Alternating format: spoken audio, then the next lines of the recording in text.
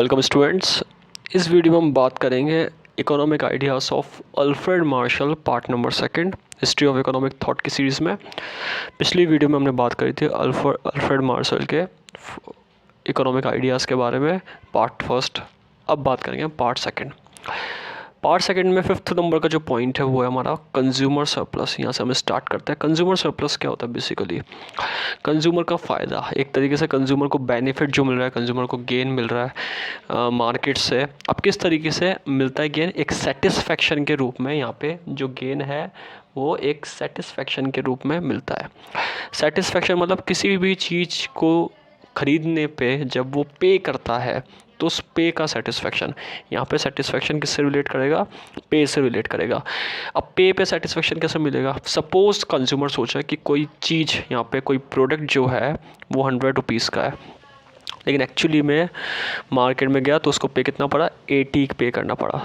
तो जो गैप है दैट इज़ अ सेटिस्फेक्शन। अगर उसको गैप को देखा जाए, 100 रुपये की चीज़ सपोज़ करके वो जा रहा है और उसके लिए वो सोचा है कि 100 रुपीज़ पे करना है, एंड देन दे पे 80 रुपीज़ और वेन एवर 70-90 रुपीज़। तो जो गैप जो है वो उसका एक सेटिस्फेक्शन के फॉर्म में हम देख सकते हैं। एक कंज्यूमर का फ़ायदा है, कंज्यूमर का सेटिस्फेक्शन के फॉर्म में फ़ायदा है, गेन है कंज्यूमर को। जो बेनिफिट जो उसने सोचा था वो एक्चुअली में उसको पे नहीं करना पड़ा और उसको कम पे करके यहाँ पे वो सेटिस्फेक्शन भी मिल गया। तो कंज्यूमर सरप्लस क्या होता है? एक तरीके से फर्स्ट पैराग्राफ ये बताता है, मैं excess of price which he would be willing to pay rather than go without the thing over that which he does actual पे।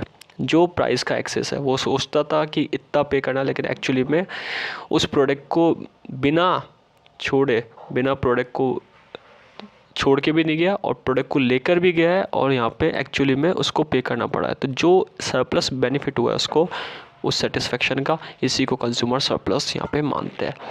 बेसिकली मार्केट में होता है ज़्यादातर, और कंज्यूमर जो भी चीज़ पे करता है, किसी भी चीज़ को पे आउट करता है, वो एक्चुअली में इकोनॉमिक मेजरमेंट है।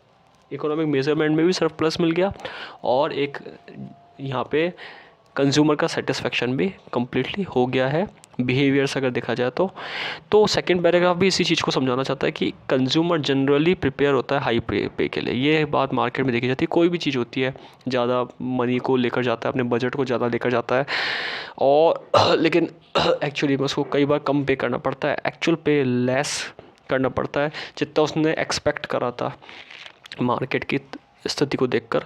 तो इस चीज़ को यहाँ पे समझाने की कोशिश करेगी कि कमोडिटी के अंदर यहाँ पे कम पे में ही वो उस कमोडिटी का सेटिस्फेक्शन भी मिलता है और एक अच्छी तरीके से मार्केट से सेटिस्फेक्शन मिल जाता है, उसको एक फ़ायदा नज़र आता है वहाँ पे। तो जो फ़ायदा नज़र आता है इसको हम कंज्यूमर सरप्लस कहते हैं। देखा जाए इसका रिज़ल्ट क्या है? कंज्यूमर सेटिस्फेक्शन सरप्लस एंजॉय करता है। इस कंसेप्ट को यहाँ पे इकोनॉमिक्स में वेलफेयर इकोनॉमिक्स में इंक्लूड करा है मार्शल ने, कि वेलफेयर इकोनॉमिक्स एक तरीके से फ़ायदा है यहाँ पे और गेन है, और उससे अपना डेवलपमेंट कर रहा है कंज्यूमर, अपना गेन कर रहा है। तो एक तरीके से वेलफेयर इकोनॉमिक्स का ये पार्ट है। तो इस पॉइंट में हमने पढ़ा कंज्यूमर सरप्लस, जिसमें कंज्यूमर के वेलफेयर की बात करी गई है। नेक्स्ट टॉपिक बहुत इंपॉर्टेंट है, इलास्टिसिटी ऑफ डिमांड, यानी कि चेंज इन डिमांड। डिमांड में कितने वेरिएबल आ रहे हैं, डिमांड में कितने फ्लक्चुएटिंग आ रहे हैं, कितना चेंज आ रहा है, उसके बारे में बता रखा है मार्शल ने, कि यानी कि इलास्टिसिटी कितनी है मार्शल की अकॉर्डिंग। तो कितनी बेसिकली कितना चेंज आ रहा है उसकी क्वांटिटी डिमांड में। कोई व्यक्ति क्वांटिटी डिमांड को गेट कर रहा है तो कितना यहाँ पे चेंज ला रहा है, कितना देख रहा है, वो सारी मार्शल के अकॉर्डिंग यहाँ पे देखा गया है। The elasticity of demand in market is great or small according as the amount demanded increase much or little for a given fall in price and diminish much or little for given rise in price। ये बात normally कही जाती है कि market में जो demand की elasticity, यानी कि डिमांड में जो चेंज आता है किसी भी कमोडिटी को लेकर, क्वांटिटी डिमांड में चेंज आता है, वो अकॉर्डिंग टू प्राइस के गिरने या बढ़ने पे निर्भर होता है। ये बात बहुत इंपॉर्टेंट है कि कैसे डिमांड गिरती है और कैसे डिमांड बढ़ती है। नॉर्मली प्राइस के गिरने से डिमांड का इंक्रीज़ होता है और प्राइस के बढ़ने से डिमांड डिक्रीज़ करता है। तो मार्शल के अकॉर्डिंग ये बहुत इंपॉर्टेंट कंसेप्ट है। सेकंड पैराग्राफ जो सेकंड लाइन है जो वो इस चीज़ को समझाने की कोशिश करी मार्शल ने कि it is a important concept which Marshall give to economics.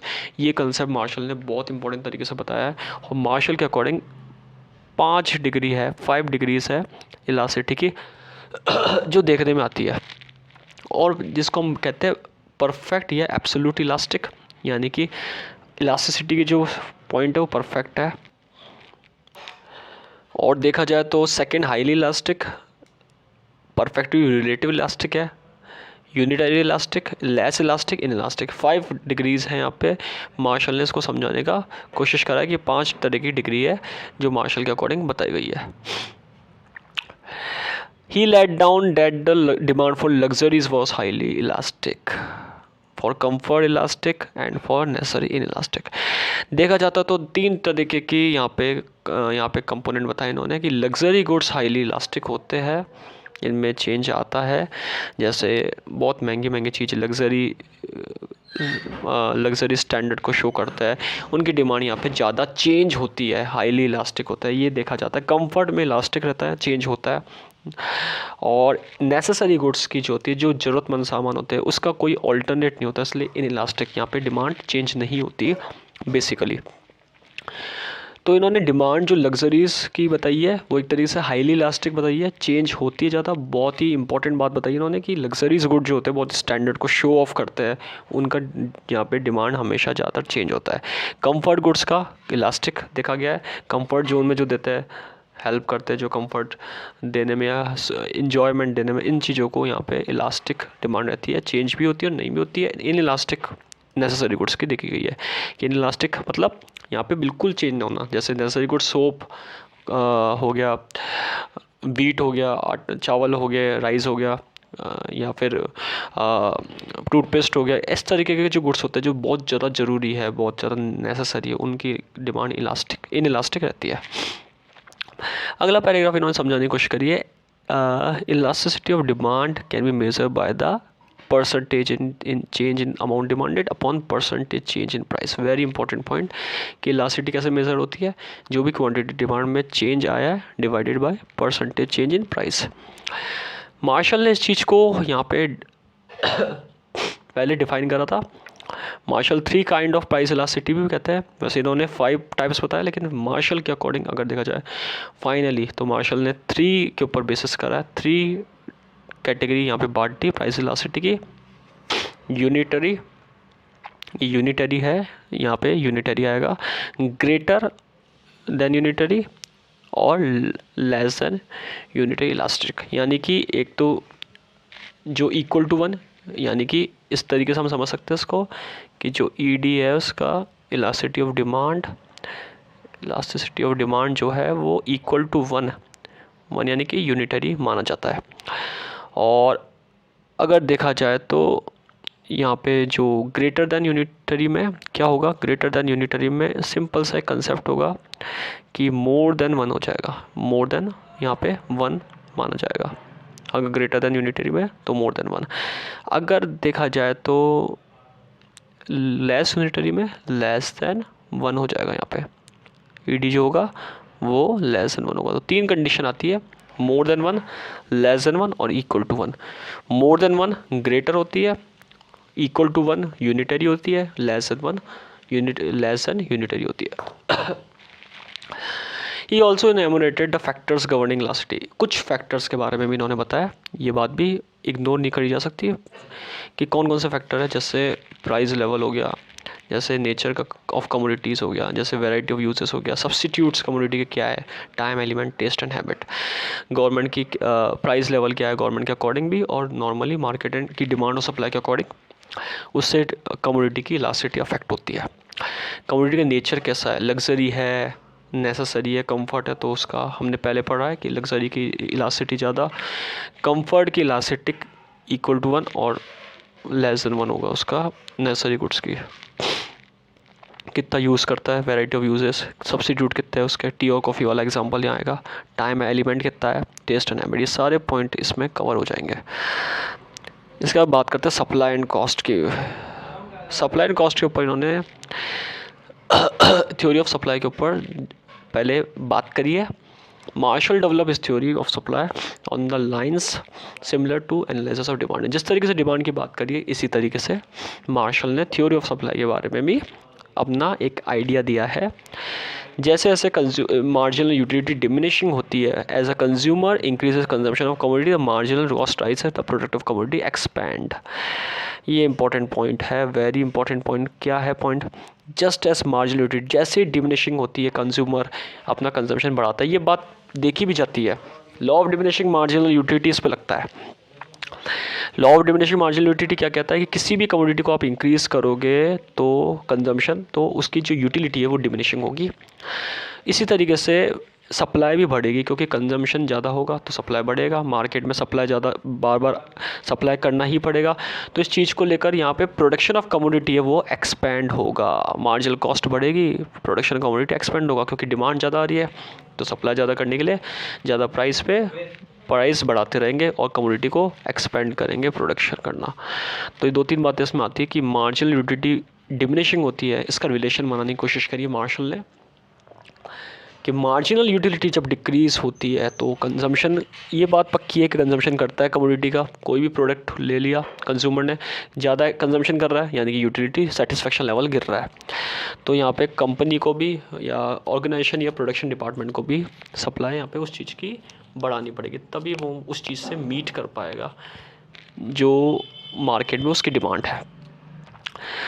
एक समझदार अगर कंज्यूमर की बात की जाए, the rational producer aim minimum cost, कम कॉस्ट पे देखता है और सेम इक्वी मार्जिनल प्रिंसिपल अपनाता है। Guides the producer in matters of resource allocation, यहाँ पे रिसोर्स भी देखकर यहाँ पे प्रोडक्शन करता है कि किस कमोडिटी को बनाने के लिए रिसोर्स अवेलेबल है, किस कमोडिटी को बनाने के लिए रिसोर्स का अलोकेशन अच्छा है। कम कॉस्ट पे जहाँ पे रिसोर्स ज़्यादा मिलते हैं, अच्छी रिसोर्स मिलता है, उस रिसोर्स को लेकर आता है और उस रिसोर्स पे यहाँ पे प्रोड्यूसर गुड्स को बनाने पे कोशिश करता है। तो सप्लाई का रिलेशन यहाँ पे मार्जिनल यूटिलिटी से भी शो करा है मार्शल ने, और मार्जिनल यूटिलिटी का इफेक्ट भी होता है कि कितनी सप्लाई बढ़ती है या घटती है। भले ही मार्जिनल यूटिलिटी कम हो रही हो, लेकिन यहाँ पे सप्लाई ऑफ कमोडिटी बढ़ रही है, क्योंकि increase of the consumption stock का हो रहा है, इसलिए। मार्शल डिस्टिंग्विश, अब कॉस्ट की बात करते हैं, रियल कॉस्ट और मनी कॉस्ट ऑफ प्रोडक्शन में डिस्टिंग्विश कर रहा है। रियल कॉस्ट में जितने भी एफर्ट लगाया कमोडिटी को बनाने में, या जितने भी सेक्रीफाइसेस लगाया लेबर ने कमोडिटी को बनाने के, तो जो भी खर्चा आया है उसको रियल कॉस्ट कहते हैं। जैसे लेबर को पे करना, waiting for saving, exertion of labour का काम करना, वेटिंग फॉर सेविंग के लिए वेट करना, बचाना, ये भी एक रियल कॉस्ट खर्चा इन्वॉल्व होता है। Money cost of production indicate sum of money, ये एक कंसेप्ट सिंपल सा है, समझा रखा है कि जो भी मनी पे करा है या जो भी सेक्रीफाइसेस, जो भी एफर्ट लगे प्रोडक्शन के फैक्टर्स को, वो पे करना मनी कॉस्ट यहाँ पे आता है। लैंड को रेंट पे करना, लेबर को वेजेस पे करना, कैपिटल पे इंटरेस्ट देना, टेक्नोलॉजी पे इंटरेस्ट देना, एंटरप्रेन्योर को प्रॉफिट प्रोवाइड करना, सारे इसमें मनी कॉस्ट आ गया। तो दो तरीके से। अब इसमें डिफरेंस कैसा है? एक्सर्शन ऑफ लेबर, सेविंग का वेट करना, लेबर की मेहनत, सेविंग की वेट करना। यहाँ पे खर्चा ज़्यादा हो रहा है, सेविंग नहीं हो पा रही, तो जहाँ पे सेविंग होनी चाहिए वहाँ सेविंग नहीं हो पा रही, तो जो कॉस्ट है वो वहाँ पे भी इंक्लूड होगी, क्योंकि जहाँ सेविंग नहीं है वहाँ कंजम्पशन है, तो कंजम्पशन में कॉस्ट यहाँ पे आता ही है। इस तरीके से मार्शल ने प्राइम कॉस्ट और सप्लीमेंट्री कॉस्ट को डिवाइड करा है। प्राइम कॉस्ट कौन से? जो वेरिएबल कॉस्ट है, जैसे वेजेस और रॉ मटेरियल। वेजेस चेंज होती रहती है लॉन्ग टाइम पीरियड में, धीरे धीरे बढ़ती रहती है। रॉ मटेरियल के भी ऊपर भी कॉस्ट जो है वो अलग अलग आती है, अलग अलग रिसोर्सेज अलग अलग जगह से मिलते हैं, तो रॉ मटेरियल पे भी अलग अलग कॉस्ट लगता है।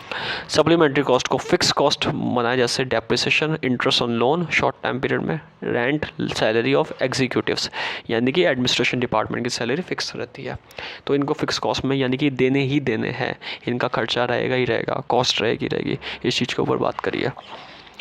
In short run, firm has to cover its prime cost, but long run firm must cover both prime and supplementary cost. Short run में प्राइम कॉस्ट कवर कर लेता है। कैसे कवर करते हैं प्राइम कॉस्ट? यानी कि वेजेस तो नहीं पड़ेगी, कवर हो जाती है। छोटे टाइम में कम लेबर होते हैं, ज़्यादा रिस्क नहीं रहती, रॉ मटेरियल भी कम रहता है, तो ये कवर कर लेता है। और सप्लीमेंट्री कॉस्ट कवर कई बार नहीं हो पाती, जैसे interest on loan, rent, salary नहीं हो पाती। रीज़न इसका क्या है, स्टार्टिंग पॉइंट में फर्म का कॉस्ट ज़्यादा रहता है, प्रॉफिट कम कमाता है फर्म, तो इसलिए यहाँ पे शॉर्ट टर्म में सिर्फ प्राइमरी कॉस्ट या प्राइम कॉस्ट कवर होता है। और लॉन्ग रन में अगर कंपनी जाती है आगे तो प्राइम कॉस्ट भी कवर कर लेती है, तभी तो लॉन्ग रन में यहाँ पे जा रही है। प्राइम कॉस्ट भी कवर कर लेती है और सप्लीमेंट्री कॉस्ट भी कवर कर लेती है। लास्ट पॉइंट बता रखा है फैक्टर्स ऑफ प्रोडक्शन पे, बहुत कम स्टेटमेंट है। फैक्टर्स ऑफ प्रोडक्शन में इन्होंने बात करा है कि 2 फैक्टर्स जो है ना वो बहुत इंपॉर्टेंट है, लैंड और लेबर। ये ऐसे फैक्टर है जो बहुत इंपॉर्टेंट माने गए अकॉर्डिंग टू मार्शल, चीफ यानी कि प्राइमरी फैक्टर है प्रोडक्शन के। कैपिटल सेकेंडरी है, क्योंकि इनके बिना कैपिटल यूज़ नहीं होती, इसलिए लैंड और लेबर को प्राइमरी इन्होंने या चीफ फैक्टर ऑफ प्रोडक्शन माना है। किस तरीके से माना है, मैन पर्सन जो है वो लैंड का भी यूज़ कर सकता है और कैपिटल का भी प्रॉपर यूज़ कर सकता है कि रैशनलिटी के साथ, इसलिए man being active as a central force behind all activities relating to production and consumption, but nature play a significant role as he moulded by his surroundings and environment.